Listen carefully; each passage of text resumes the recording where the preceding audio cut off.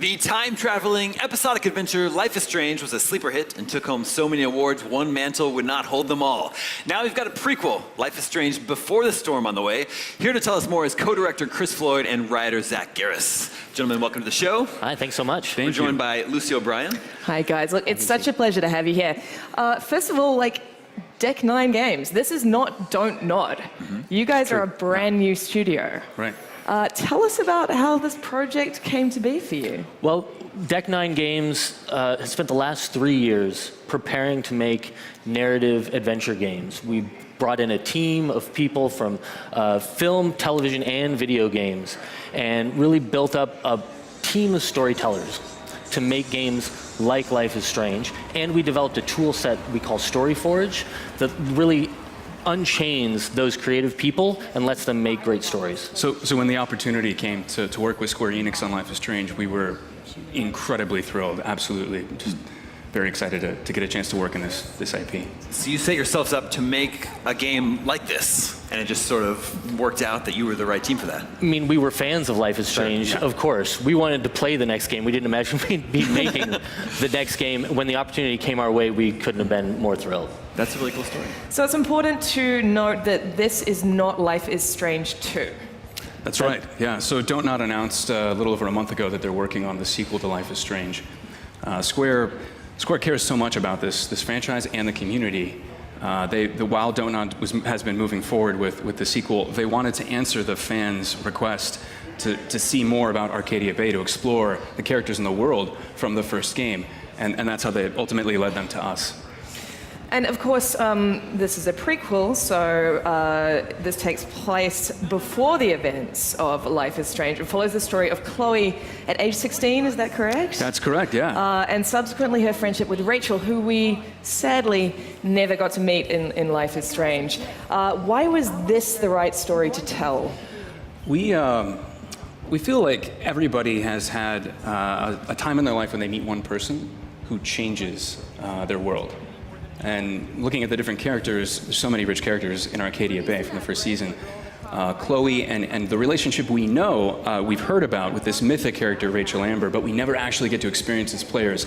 That seemed like a wonderful opportunity for us to tell a unique story, a story that's different from the first game.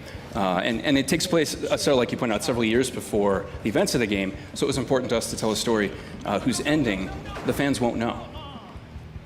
And, Chloe does not have time travel powers like Max did in Life is Strange. I mean, that was such a big hook of the first game that you could rewind time. What's the gameplay hook this time around? I mean, what's Chloe's thing? Well, first of all, that was a big choice we had to make early on in this project, and we considered what kinds of powers, how would the supernatural manifest in our story. And time travel just didn't make sense. That really is an embodiment of Max's character. She's timid, she's cautious. Chloe is not that. Max is gonna go back and question the decisions she makes, but Chloe is a wrecking ball. She's gonna bash through whatever gets in her way. She has attitude, she is brash, so it didn't fit. We also didn't want Arcadia Bay to feel like it was a town of superheroes. We didn't want those kinds of powers to be too prevalent. We also knew that Chloe didn't talk about any kind of power. So there isn't a power in this game. Chloe doesn't have a power. We're really focusing on what we think is actually the heart of Life is Strange, which are relatable relationships between characters you care about and how they deal with real-world problems. Can you tell us about, Don't Nod, when Don't Nod brought this project to you, was the story already written? And you just took it from there to build the game, or how much input did you have on it? Yeah, that's a great question. Don't Nod, they've created such an amazing world with Life is Strange. We really hold them in the highest regard and see them as the founders of the franchise. When it comes to the story, the gameplay, the full production of Before the Storm, this has been entirely Deck 9, working in partnership with the same team at Square Enix that worked on the first Life is Strange. Mm-hmm. And tell us about Ashley Birch's involvement, because obviously she is not coming back. Well, actually, that's not obvious. A lot of people don't know that. Ashley Birch is not coming back to voice Chloe this time around. However, she is involved, from what I understand, in a writing capacity. That's right, yeah. Ashley's just an amazing writer. She received the first script from us for the first episode, fell in love with it, and joined our team as a story consultant. So from everything from any given dialogue line you might see to the high-level break of the entire story of Before the Storm, Ashley's been involved collaborating with the writing team, giving notes, sharing her very unique and very personal perspective on what Chloe is about. So she really knows Chloe from basically inhabiting her in the first game. Yeah. So she's kind of there to say to you guys, hey, listen, Chloe wouldn't say that. That sounds really wrong. Or she would say, okay, this is something that Chloe would say. Sure, yeah. Right. That's fantastic. So the first series is episodic, 5 episodes. Before the Storm is also episodic? That's right. It is, It's going to be 3 episodes, maybe a total of about 6 to 9 hours of play. So we split up our story that way, and our first episode is going to be released on August 31st. Yeah, it's coming pretty soon. But tell us how you feel about episodic gaming. What are the advantages there? Are there any particular challenges that you face as developers? Yeah, from a development standpoint, it's different from working several years on a single project before fans ever get to see it or put a controller in their hands.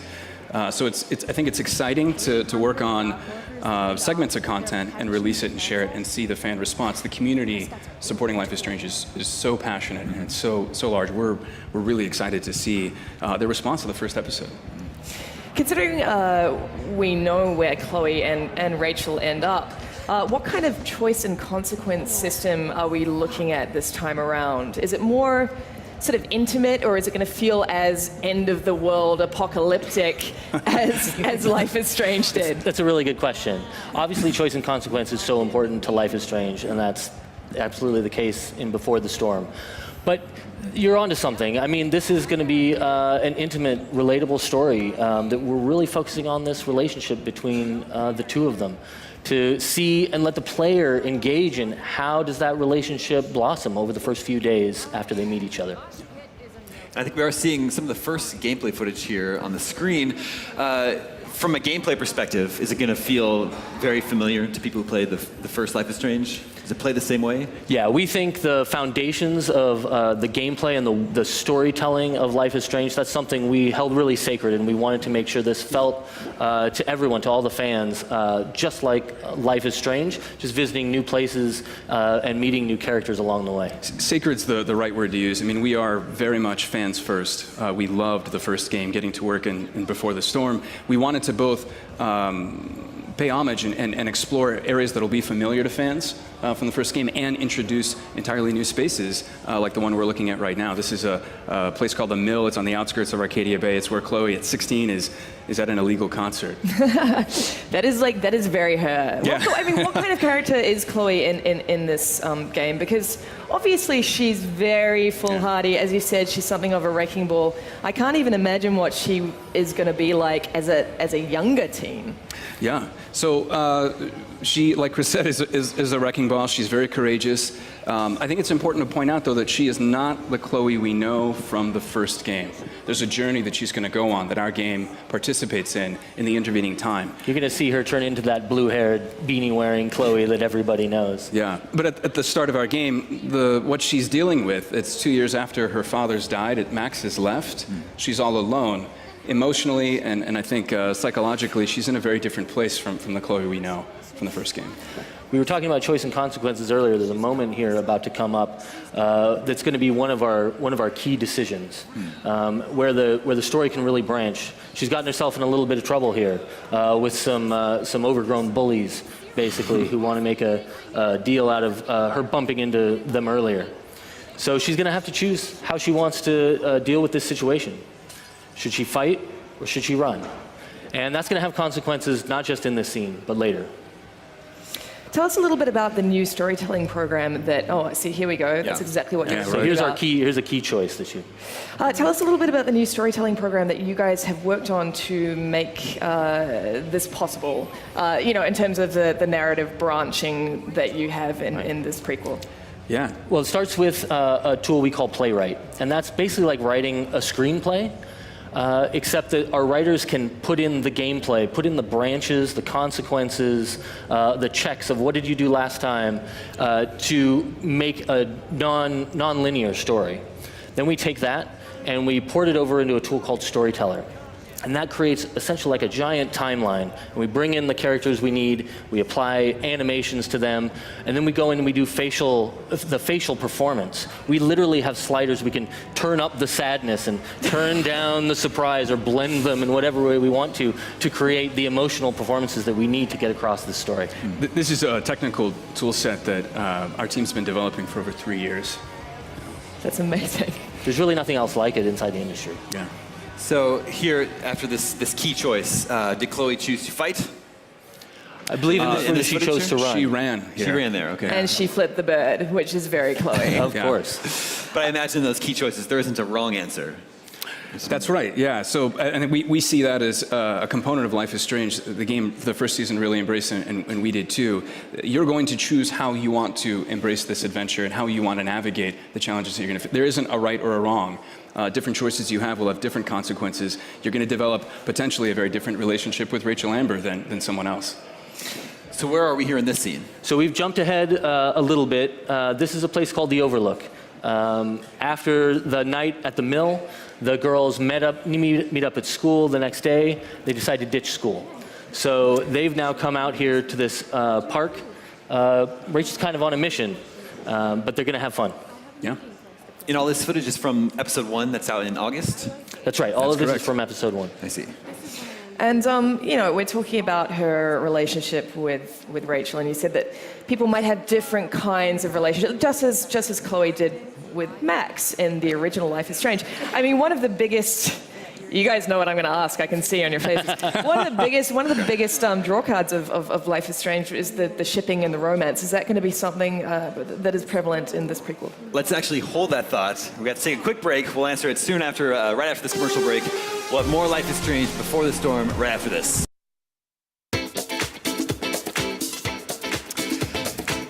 Welcome back to IGN Live at E3. Our Ubisoft pre-show kicks off soon, but right now we are continuing our look at Life is Strange Before the Storm with Zach and Chris, and we were just about to ship some characters, I think. Yeah, well, I'll just reiterate that a lot of the reason fans were very drawn to the original Life is Strange, among a plethora of reasons, is that, there was a romance aspect, a lot of characters were shipped together. Sure. Is that going to return in this prequel? Yeah. So I think like you say, I think the first game was so successful at building realistic characters who are complex, who are rich, and who could develop relationships with each other that felt meaningful, that felt real.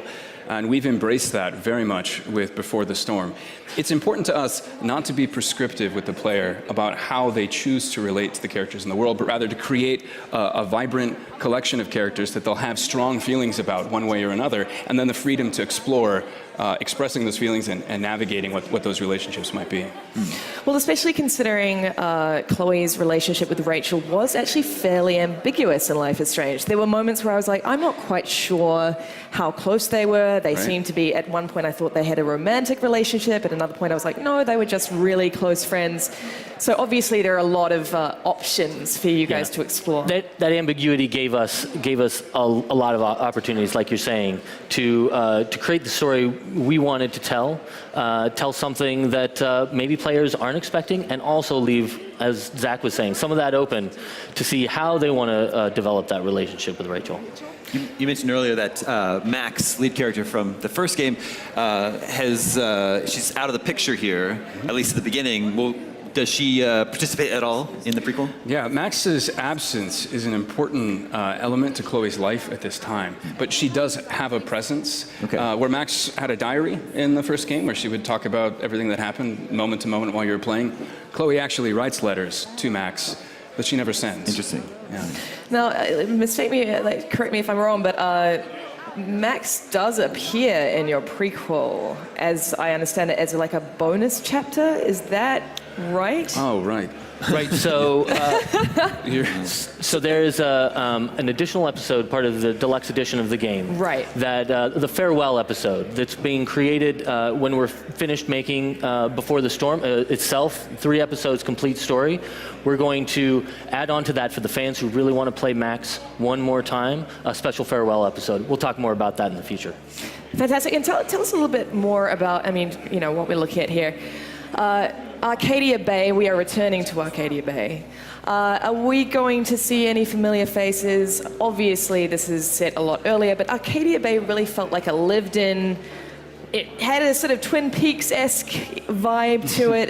There were some characters that really stood out for me that I'd like to see again. Are we going to have some returning faces? Absolutely, yeah. Being a part of Chloe's world means you're going to see Blackwell, you're going to see Joyce, you're going to see David, you're going to see a lot of other characters that you'll know from the first game. And then entering into Rachel's world, we're also going to see a variety of new characters that we've created just for Before the Storm.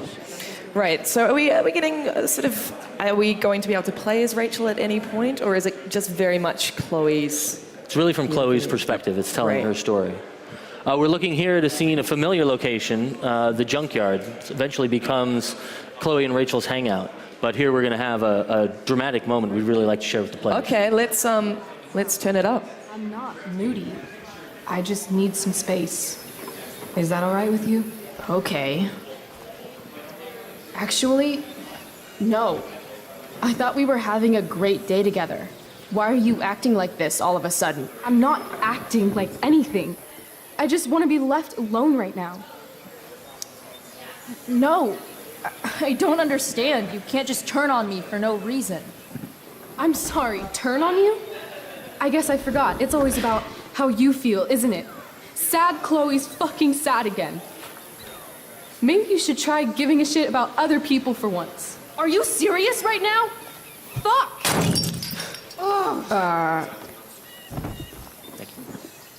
Okay, I still have no idea what's going on with Rachel, but apparently she gets smashy when she's angry. I can work with that.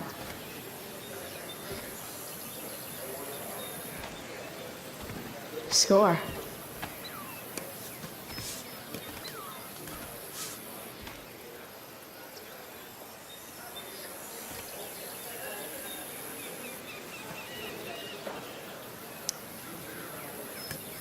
Here, if you really want to smash something, this should do the trick.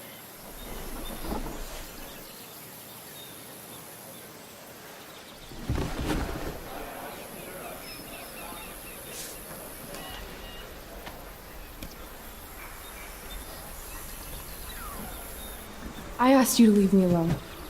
Are you kidding me? I know you're the school princess and all, with the DA daddy and the perfect grades and all the perfect little Victoria chases kissing your perfect ass, but seriously? Fuck you. Great. I'm leaving. See you around, Chloe. You can't leave! Watch me. Rachel, wait! Don't go.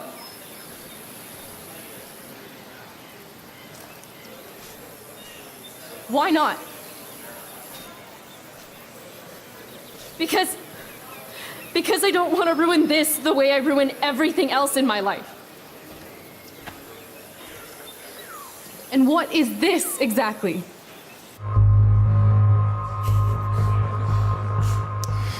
A real friendship. I thought Chloe Price doesn't need friends. I thought so too before today. I guess it's easier to be alone if you decide it's a choice. I'm sorry for whatever I did or didn't do. Today was the best day I've had since my dad died. And I screwed it up somehow. Like I screw everything up, because I'm a fucking screw up. Chloe, please. I don't want to be alone anymore.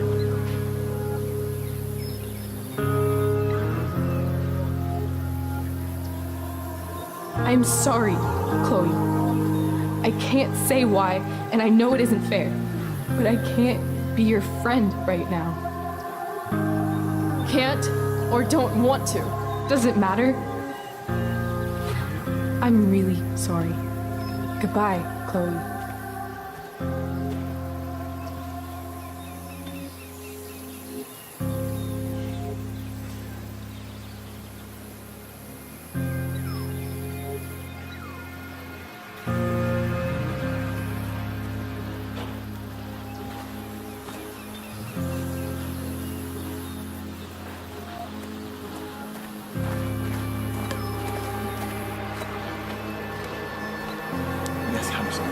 Fuck this place.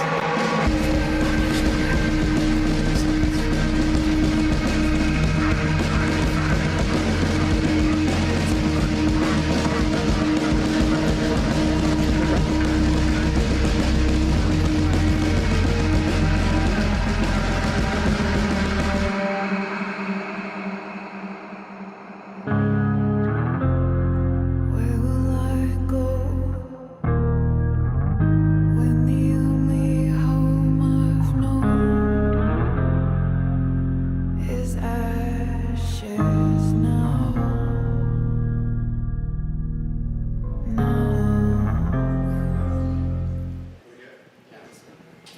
Cool. So we saw Chloe make some decisions there. Can you talk a little bit about the different permutations, how it would play out if she had made the other choices?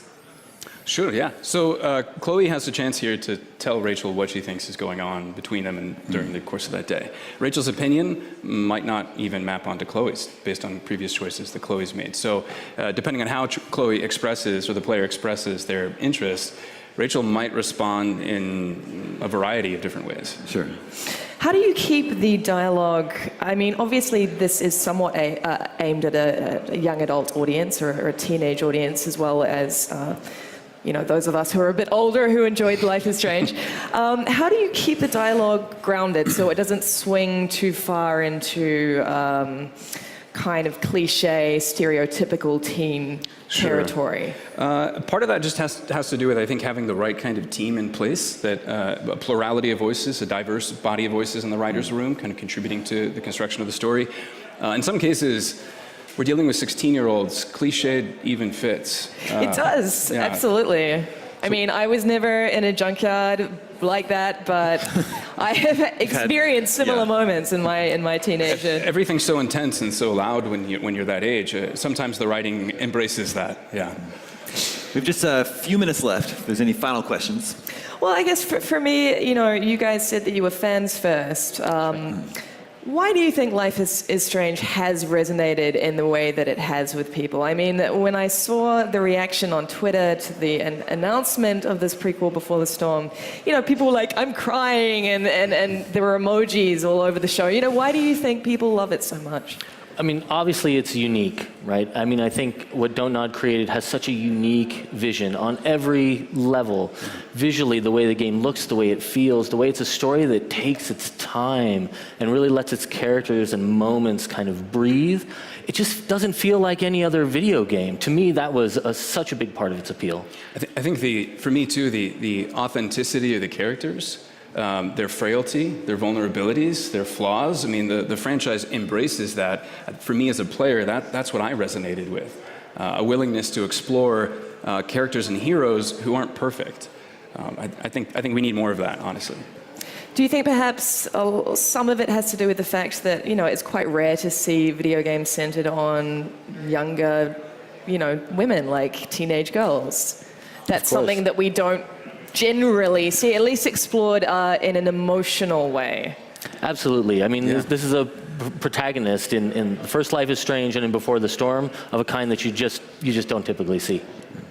Do you think we will see, I mean, obviously you guys can't, you guys will probably know a little bit more than I do and don't want to ruin any surprises, but do you think that in future iterations of Life is Strange, we will be telling stories from other perspectives outside of Max and Chloe, or do you think really they are the heart and soul of this series? I think a cornerstone of the franchise is to embrace stories that live in all sorts of places. I don't want to speak further about the details, but yeah, we'll see.